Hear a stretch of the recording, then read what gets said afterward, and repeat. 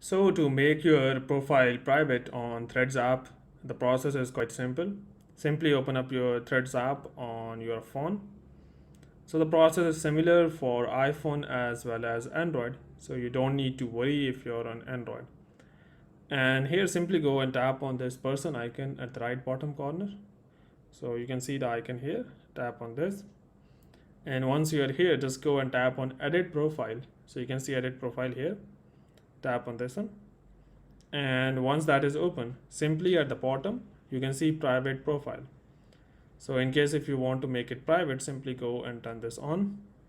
Once you have done so, simply go and tap on this done icon at the right top corner and wait for a while.